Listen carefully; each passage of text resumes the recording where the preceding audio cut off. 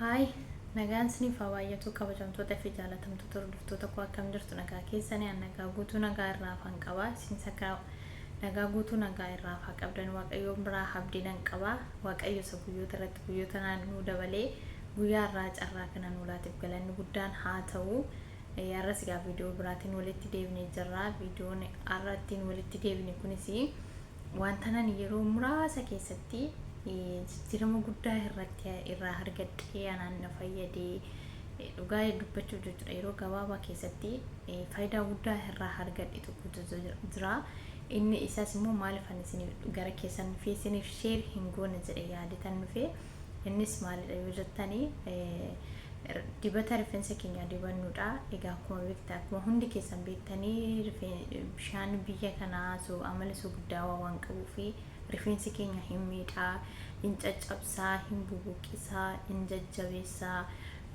forforillee nutti baay'isa jechuudha kanaaf nuti immoo wantoonni kun akka rifeensa keenya nu jalaa hin miine fi ofii keenyaanii karaalee ittiin protect goonu ofii keenya humneetti protect ofirraa gochuu dandeenya jechuudha keessaa arra karaa tokko isinitti himaanii innis mana keenya keessatti wanta argannuudha wanta organic ta'e keemikaalaan hala waan ta'eedha wanta rifeensa keenya miidhuu otoo hin ta'in wanta rifeensa keenya fayyaduudha waan ta'eef mana keenyatti si'a tokko yoo hojjenne yeroo hedduu yeroo dheeraadhaaf nu ta'uu danda'a kanaaf har'a faana hojjannaa jechuudha yoollee mana keessa hin qabaanne taate yoo hin qabattan wanticha taate halarraa fidachuudhaaf wanta gatiin isaa qaalii hin taanedha waan ta'eef halarraallee fidattanii itti fayyadamuu dandeessu jechuudha maaliifini rifeensi keenya tokkicha nu jalaa miidhamnaanii nuuf deebi'uudhaaf ganaa karaalee hedduu dadhabbii hedduu nutti waan fudhatuu fi otoo nu jalaa hin badinii otoo nu jalaa hin miidhamini protect gochuu kan qabnu amma jechuudha kanaaf mee waliin hojjannaa dibata kana akkaataa itti hojjetamu ani yaa isin karaalee biraatiin hojjechuu dandeessu garuu ani immoo karaa ittiin hojjedhu akkaataa ittiin fayyadee isinittan himaa walumaan hojjannaa erguun deebinaan isinin jira warri mana kanaaf immoo haaraa taatan subscribe gochuun dagatinaadha yoommoo warri viidiyoon kun isinitti tole like gochuu hin dagatinaa yoo dogoggora jiraate immoo gaafin jiraate immoo koomantii jala nuu kaa'uun dagatinaan isinin jira let's go gara viidiyoo faanuma hojjechuutti deemnaa jechuudha. Egaan faamilii akkuma asitti kun haala kanaan argitanii wantoota kana kan nu barbaachisu jechuudha.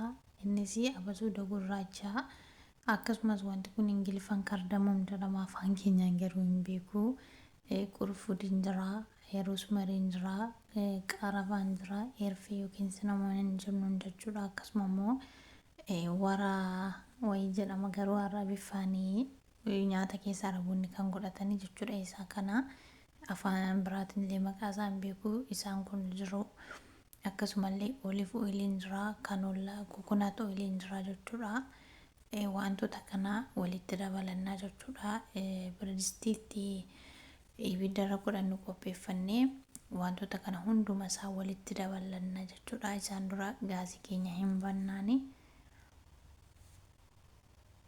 kinoo akkuma argaa jirtanii haala kanaan gaazii keenya ho'ee jira gaazaa birdistii irratti ho'ifannurra godhannaa achiin immoo wantoota kana hunduma isaa haala gaarii ta'een walitti dabala jechuudha kinoo akkuma argaa jirtanii walitti dabaleen jira gaafa walitti naqu garuu kaameeraan natti hin tolle waan ta'eef isinitti agarsiisne garuu hunduma isaayyuu bakka tokkotti walitti naqeera jechuudha isin akkaataa isin barbaaddanitti baay'istanii xiqqeessitanii hojjetachuu dandeessu garuu ani immoo amma naaf gaazire amma yaaduudha kun kanaan hojjedhe jechuudha akkasumas wantoota biraallee itti dabalachuu dandeessu akkasuma nacci shunkurtii itti dabalachuu dandeessu wanta biraas dabalachuu dandeessu garuu ani isaa nacci shunkurtiin fooliinsaa mataa rifeensa koorraa gadi lakkisu waan ta'eef itti dabalachuu hin barbaanne ani garuu yeroo hunda kanan fayyadamu isaanuma kana jechuudha innaa isaan kana gaazii baay'ee humna isaa low goonetti irra keenya jechuudha maaliifini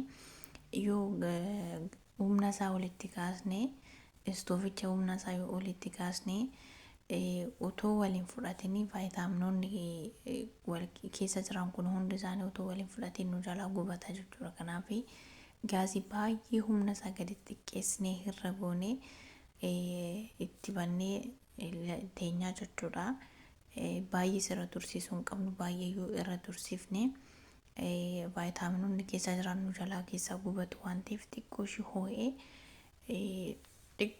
gaafa inni kalarii akka jijjiirrachuu wayaa mala akkasii gaafa agarsiisu irraa fuuna jechuudha.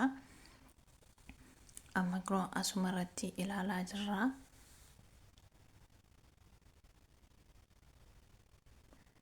Ho'aa jira kinoo akkuma argitan kana yaa isinitti mul'ata jedhee yaada.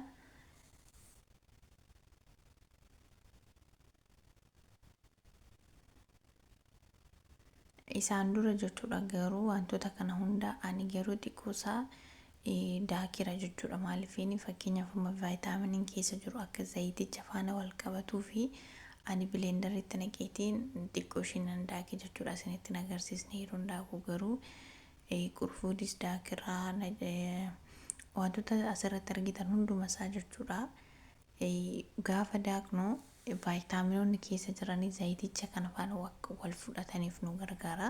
Kanaaf xiqqoo ishee daakira ani akkasittis yoo hin daakin fayyadamuu dandeessu. Garuu moor yoo daakitan xiqqoo ishee utuu baay'ee hin bulleessin gaarii natti fakkaata. Akkasuma immoo roosmarii fireeshii isaa yoo argattanii baay'ee kanarra filatamaadha jechuudha. Ani garuu goggogaa isaadha kanaan amma fayyadame. Isin immoo fireeshii isaa yoo argattan baay'ee gaariidha jechuudha. Innaa isaan kanaadha. Qarafaa maaliif fayyadamte jechuu dandeessu. Garuu qarafaa maaliif gargaara isinitti fakkaata.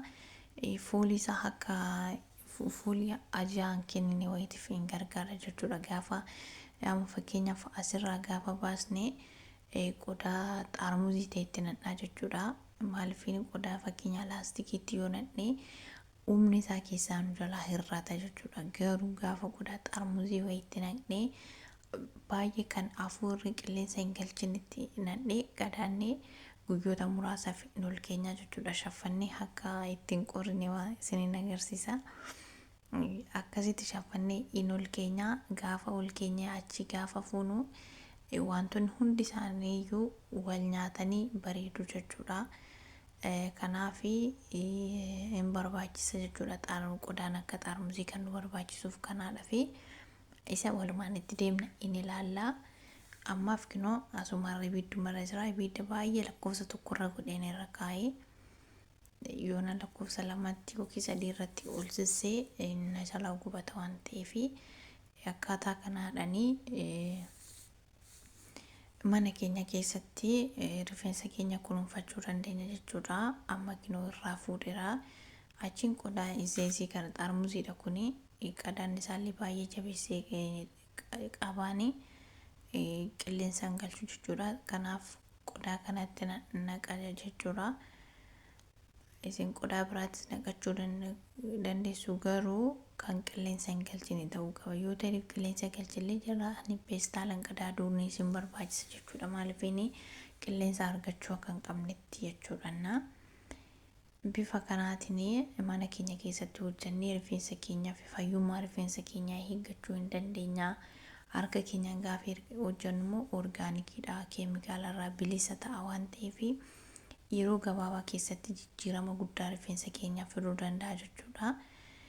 Kanaaf si'a tokko si'a lama yaallee dhiisuu otoo hin taane deddeebisnee yoo yaallee gaariidha jechuudha. Kanaaf kun akkuma argitan kana amma naqadheen jira qodichatti jechuudha. Yeroo naqu isinitti agarsiisni natti hin tolle waan ta'eef qodaa kana nan qadaadanii amma gaafa akkasitti qadaadu kun argitaniirtu jabeessee qaba gadaan isaa jechuudha. Gadi lakkisiisu yaani qilleensa hin galchisiisu. Achumaan kanatti naqeen carqii kanaan maraa jechuudha. Fooxaa kanaan maraa akka qilleensi hin arginee fi atleast amma guyyaa 5-6 sana caalallii tursiisuu hin dandeessu. Ani sanaan boodas tursiisuu nan danda'a garuu irraa mana barbaachisu naqadheeti. Amma kun carqicha kanatti mareetii hidheeraa kinoo haala argitan kanaanii hidhee san kaasanitti fakkaata. Bakka ittoo unkaa bakka akka malee ittiin qorrinen kaa'a. Achumaan guyyoota muraasan booda immoo hin baasnaa in ilaallaa jechuudha. Iyyuu nan bonus faanuma ilaallaa ammasitti nagaan tura sinin jira ilaallaan sinin jira galatoomadhaa. Waan viidiyoo kana amma dhumaatti ilaaltaniif kabajamaan sinin jira. Viidiyoo biraatiin hanga deebinee walitti deebinutti nagaatti naa tura. Oolmaa gaarii.